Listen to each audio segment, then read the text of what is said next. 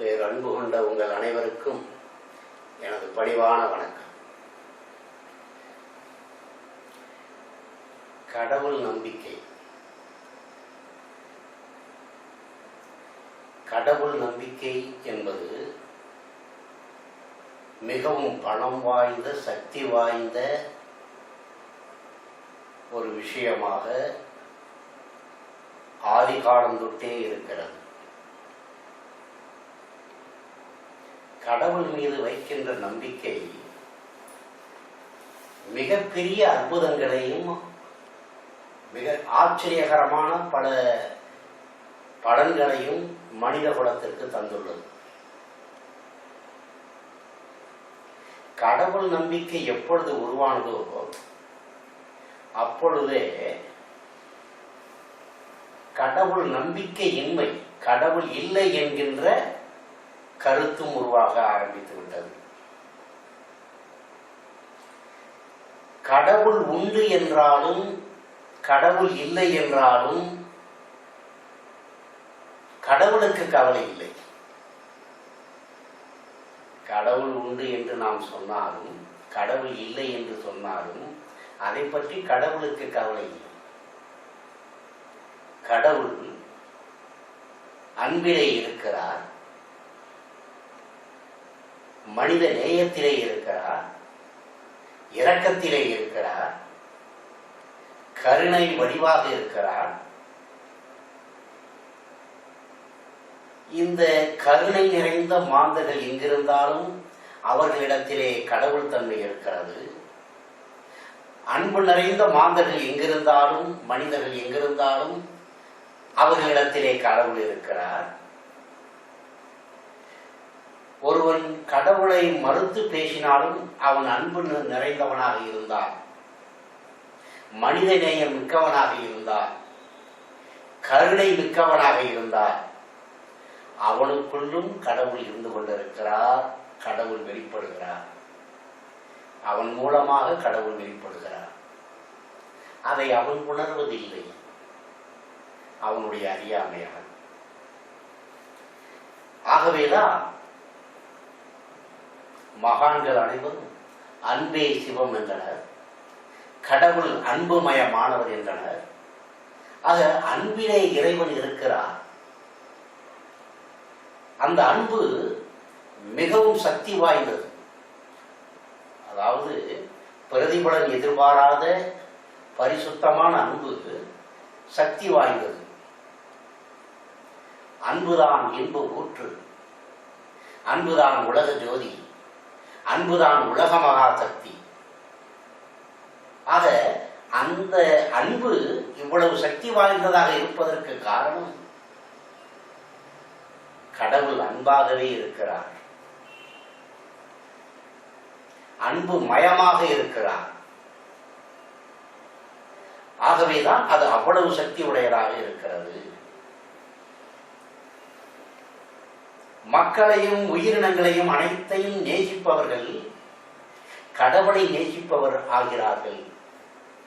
ஒருவன் கடவுளை மறுத்து பேசினாலும், இல்லை என்று மறுத்து பேசினாலும் அவன் மக்களை நேசித்தால் அவன் கடவுளை நேசிப்பவனாகிறான்.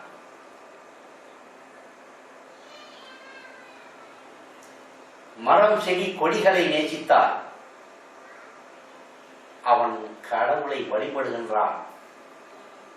அவன் கடவுள் மறுப்புக்காரனாக இருந்தாலும் அவன் கடவுளை வழிபடுகிறான் என்றே பொருள் கொள்ள வேண்டும்.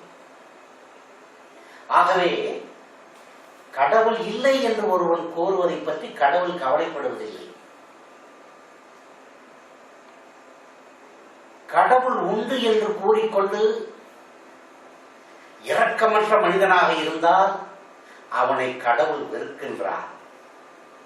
ஏனென்றால் அவன் கடவுள் உண்டு என்று கூறினால் மட்டும் கடவுள் திருப்தி அடைவதில்லை. கடவுள் அடியாருக்கு அடியாராக இருக்கின்றார். கடவுள் பாகவதர்களுக்கு சேவை செய்பவர்களை நேசிக்கின்றார். அந்த பாகவதர்களுக்கு அடியாராகவே போகின்றார். பணிவு, கடவுள் பணிவின் மொத்த வடிவமாகவே இருக்கிறான். அவன் அகம்பாவத்திற்கு எதிரியாக இருக்கிறான், ஆசைகளுக்கு எதிரியாக இருக்கிறான், அறியாமைக்கு எதிரியாக இருக்கிறான். ஆகவே அறியாமையிலிருந்து மனித குலம் வெளிவர வேண்டும், ஆசைகளில் இருந்து மனித குலம் வெளிவர வேண்டும், அகம்பாவத்தில் இருந்து மனிதன் வெளிவர வேண்டும். எவன் ஒருவனிடம் அகம்பாவம் இல்லையோ அவனிடம் கடவுள் தன்மை வெளிப்படுகிறது. அவனிடம் கடவுள் நிரம்பி இருக்கிறான், அன்புமயமாக இருக்கிறான். அவனிடத்திலே கடவுள் தன்மை வெளிப்படுகிறது. அகம்பாவம் இருப்பவனிடத்திலே கடவுள் தன்மை வெளிப்படுவதில்லை. கடவுளுடைய அதிக அவதாரங்கள் அனைத்துமே அகம்பாவத்தை அழிப்பதற்காக வந்தவே. ஆசைகளை அழிப்பதற்காக கடவுள் அவதாரம் எடுக்கிறார். அகம்பாவமும் ஆசைகளும் தான் அதர்மமாக இருக்கின்றன. அந்த அதர்மத்தை அழிப்பதற்காக கடவுள் அவதரிக்கிறார். யுகந்தோறும் யுகந்தோறும் நான் அவதரிப்பேன் என்று கடவுள் கூறுகின்றானே, அவன் இந்த மனித குலத்தின் மேல் வைத்திருக்கின்ற அன்பின் வெளிப்பாடான வார்த்தை அது. அன்பின் வெளிப்பாடாகத்தான் நான் யுகந்தோறும் யுகந்தோறும் அவதரிப்பேன் என்று கடவுள் கூறுகிறார். தர்மத்தை நிலைநிறுத்த, தர்மம் என்பதே அன்புதான். தர்மம் வேறு, அன்பு வேறு அல்ல. பேரன்பு வேறு, கடவுள் வேறு அல்ல. கருணை வேறு, கடவுள் வேறு அல்ல. ஆகவே மனிதர்கள் முக்கியமாக கவனிக்க வேண்டியது மனிதநேயம் உள்ளவர்களாக இருக்க வேண்டும், அன்புள்ளம் கொண்டவர்களாக இருக்க வேண்டும், கருணை வடிவம் உள்ளவர்களாக இருக்க வேண்டும். அதற்குத்தான் ஆன்மீகமே. ஆன்மீகம் அதற்குத்தான் உருவானது. கடவுளின் பெயரை சொல்லி ஏமாற்றும் கூட்டத்தை கடவுள் விரும்புவதில்லை. கடவுளின் பெயரை சொல்லி மக்களை ஏமாற்றுவது மாபெரும் தவறாகும். ஆகவே கடவுள் அன்புமயமாக இருப்பதை எல்லா மாமனிதர்களும் உணர வேண்டும். அப்படி உணர்ந்தவன் மாமனிதனாகவே இருக்கின்றான். ஆகவே கடவுள் நம்பிக்கை என்பது ஒரு பலம் வாய்ந்தது, சக்தி வாய்ந்தது, அன்புமயமானது. கடவுள் மேல் நாம் பக்தி செலுத்துவதற்கு அடிப்படை என்ன? நம்பிக்கை. நம்பிக்கையின் அடிப்படையிலே பக்தி வருகிறது. பக்தி என்பது என்ன? அன்பின் வெளிப்பாடு. கடவுள் மேல் நாம் வைக்கின்ற அன்பின் வெளிப்பாடாகும். நம்முடைய தேவைகளை நிறைவேற்றிக் கொள்வதற்காக நாம் கடவுளை வழிபடுவது தவறான செயலாகும். ஏனென்றால் வள்ளுவர் கூறுகின்றார், வேண்டுங்கால் வேண்டின் பிறவாமை, மற்றவை வேண்டாமை வேண்ட வரும் என்று கூறுகின்றார். ஒருவன் கடவுளிடம் வேண்ட வேண்டும் என்றால் பிறவாத நிலையை மட்டும் வேண்டும். மற்றவை ஆசை இல்லாமல் இருந்தாலே உனக்கு அனைத்தும் கிடைத்துவிடும் என்று கூறுகின்றார். மற்றவை வேண்டாமை வேண்ட வரும். உனக்கு ஆசை இல்லை என்றால் நீ நிறைவு பெற்றவனாகிறாய். ஆக ஆசை மனித குலத்தின் எதிரியாக இருக்கிறது. ஆசை எப்படிப்பட்ட ஆசை வேண்டும்? கடவுள் மேல் உண்மையான பக்தி வேண்டும். நாம் தேவைகளுக்காக கடவுளை வழிபடுவோரே அதிகமாக இருக்கிறார். ஆனால் பக்தி எப்படி இருக்க வேண்டும் என்றால்,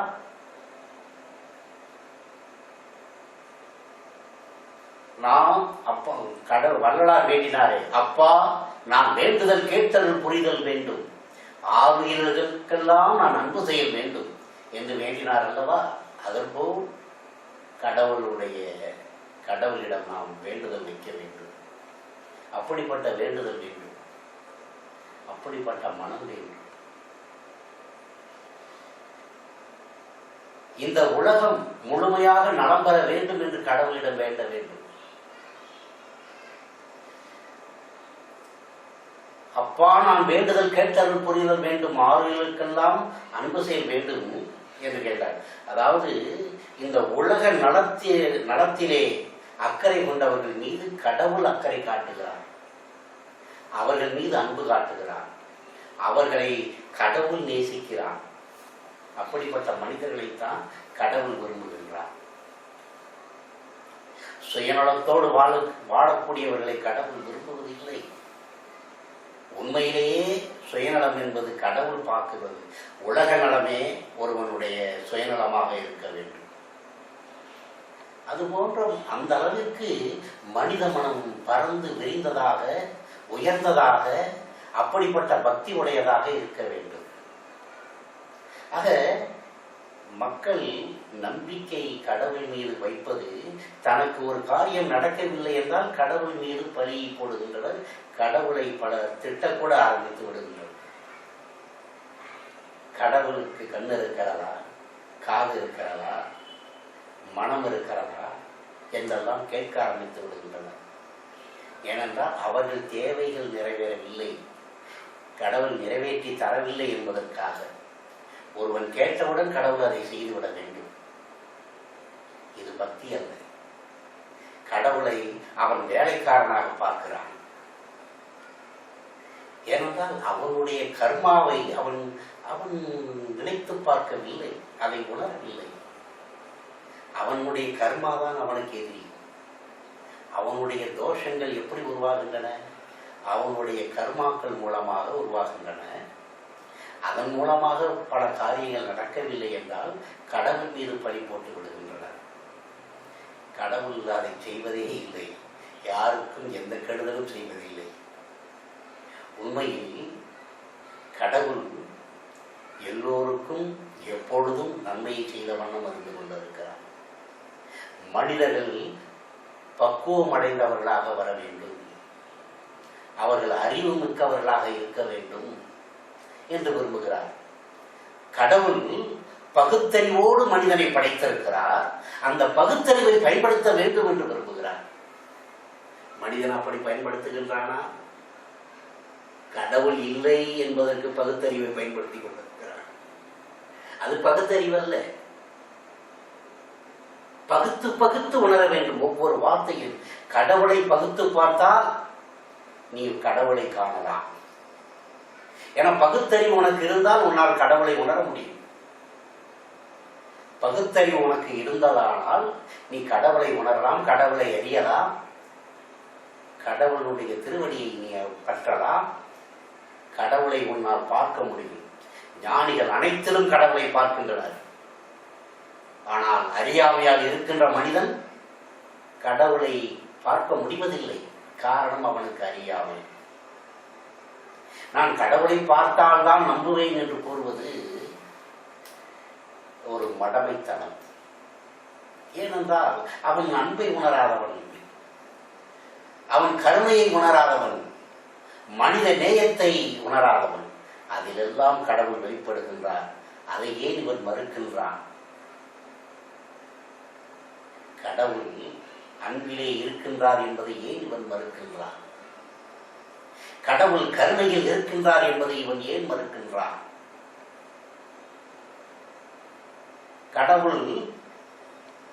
கடவுளுடைய அருமையை, பெருமையை உணராதவர்கள் கடவுள் மறுப்பாளர்களாக இருக்கிறார்கள். கடவுளின் பெயரை சொல்லி ஏமாற்றுபவர்களை பார்த்து இவர்கள் அவர்களை குறை சொல்லலாமே தவிர கடவுளை குறை சொல்லக்கூடாது. அது கடவுளை குறை சொல்வது அறியாமையினுடைய வெளிப்பாடாகும். அறியாமைதான். ஆகவே பகுத்தறிவாளர்கள், ஞானிகள், சித்தர்கள், மகான்கள் அனைவருமே பகுத்தறிவாளர்கள். ரிஷி முனிவர்கள் அனைவரும் பகுத்தறிவாளர்கள். அவர்கள்தான் பகுத்தறிவாளர்கள். பகுத்தறிவை அவர்கள்தான் நல்ல முறையில் பயன்படுத்தி இருக்கிறார்கள். மனிதனுக்கு கிடைத்த பகுத்தறிவை அரிதினும் அரிது மானிடராய் பிறத்தல் அரிது, அதனிடம் அரிது கூண் குருடு செவிடு பேர் நீங்கி பிறத்தல். என்று ஔவையார் பாடினாரே, அதற்கு இலக்கணமானது ரிஷி முனிவர்கள், சித்தர்கள், திருவள்ளுவர் போன்ற மாபெரும் ஞான சித்தர்கள். அவர்கள்தான் பகுத்தறிவாளர்கள். அகத்தியர் பகுத்தறிவாளர், தொல்காப்பியன் பகுத்தறிவாளர். தமிழுக்கு இலக்கணம் செய்தானே அகத்தியனும் தொல்காப்பியனும், அவர்கள் உண்மையான பகுத்தறிவாளர்கள். திருவள்ளுவர் உண்மையான பகுத்தறிவாளர்கள். இப்பொழுது கடவுளை மறுத்து கூறுபவர்கள் எல்லாம் போலிகள். அதை தெரிந்து கொள்ளுங்கள். நீ கடவுள் உண்டு என்று கூறினாலும் இல்லை என்று கூறினாலும் அதை பற்றி கடவுளுக்கு கவலை இல்லை. கடவுளுக்கு என்ன கவலை தெரியுமா? இந்த உலகம் நலம் பெற வேண்டும், இந்த உலகம் அன்பு மயத்தால் நிறைய வேண்டும், அன்பால் நிறைந்திருக்க வேண்டும். கடவுளின் பெயரால் யுத்தங்கள் மூடுவதை கடவுள் விரும்புவதில்லை. யுத்தங்களை ஏற்படுத்துவது யார்? அற்ப மானிடர்கள். மானிடத்தினுடைய அகம்பாவமும் வெறித்தனமும் தான், ஆசைகளும் தான். கடவுளா இதை செய்ய சொல்லிக் கொண்டிருக்கிறார்? நிச்சயமாக இல்லை. மனிதர்களுடைய அறியாமையால் தான் யுத்தங்கள் மூடுகின்றன. மதம் என்பது என்ன? கடவுள் பற்றிய கொள்கை என்பதுதான். ஆனால் அந்த கடவுள் பரமாத்மா எந்த மதங்களுக்குள்ளும் இல்லை. அவன் மதங்களுக்கு அப்பாற்பட்டவன், ஜாதிகளுக்கு அப்பாற்பட்டவன், இனங்களுக்கு அப்பாற்பட்டவன், மொழிகளுக்கு அப்பாற்பட்டவன். அவன் அனைத்தும் கடந்தவன். ஆனால் அனைத்துக்குள்ளும் இருப்பவன். அவன் மதங்களுக்குள்ளும் இருக்கிறான், மதங்களுக்கு அப்பாற்பட்டும் இருக்கிறான், மதங்களை கடந்தும் இருக்கிறான். அதை உணர்ந்தால் கடவுளின் பெயரால், மதத்தின் பெயரால் யுத்தங்கள் மூடுவது தவிர்க்கப்படும். மனிதநேயம், அதைத்தான் இறைவன் வலியுறுத்துகிறான். அன்பு, அதைத்தான் அந்த பரமாத்மா வலியுறுத்துகிறார். இரக்கம், அதை வலியுறுத்துகிறார். அதற்கு விரோதமாக செயல்பட்டுக் கொண்டு நாங்கள் கடவுளின் வழி நடக்கின்றோம் என்று கூறக்கூடியவர்கள் உண்மையில் அறிவாளிகள் அல்ல, பகுத்தறிவாளர்கள் அல்ல. அவர்கள் மனித இனத்தினுடைய சாபக்கேடுகளாக இருக்கின்றார்கள். மிக பெரும் பாவங்களை செய்து கொண்டிருக்கிறார்கள். ஆகவே கடவுள் நம்பிக்கை என்பது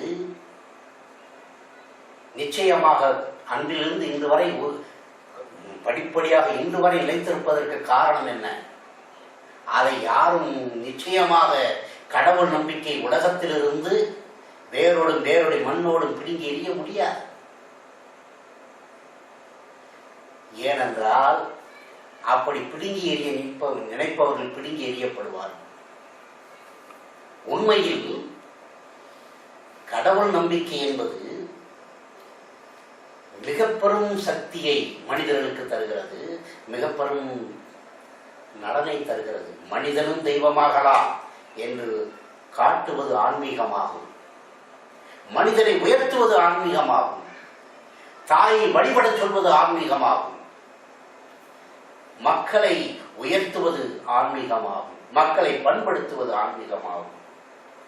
உயர்ந்த நெறிகளை சொல்லித் தருவது ஆன்மீகமாகும். ஆன்மீகத்திலே, கடவுள் பக்தியிலே மூட நம்பிக்கைகள் இல்லாமல் இல்லை, இருக்கத்தான் செய்கின்றன. அதை மறுப்பதற்கில்லை. ஆனால் அதற்காக கடவுளே இல்லை என்பது மடமைத்தனம். கடவுளை மறுப்பவன் முட்டாள். ஆகவே கடவுளை எவன் நம்புகின்றானோ பகுத்தறிவோடு நம்ப வேண்டும். அதைத்தான் நான் விரும்புகிறேன். கடவுளை நம்புகின்றவன் பகுத்தறிவாளனாகவும் அறிவுபூர்வமாகவும் அவன் இருக்க வேண்டும். நம்பிக்கை இருக்க வேண்டும். மூட நம்பிக்கை இருந்தாலும் அதற்கு கூட பலன் இருக்கத்தான் செய்கிறது. ஆனால் மூடத்தனமாக நம்புவதை விட ரிஷி முனிவர்கள் காட்டிய வழியிலே, ஆன்மீக பெரியோர்கள் காட்டிய வழியிலே, மிகப்பெரிய ஆச்சாரியர்கள் குருமார்கள் காட்டிய வழியிலே சென்றால் நிச்சயமாக மக்கள் அனைவருக்கும் நன்மைகள் ஏற்படும். நாடு நலம் பெறும், உலகம் வளம் பெறும், அனைவரும் நலமாக வாழலாம். நன்றி, வணக்கம்.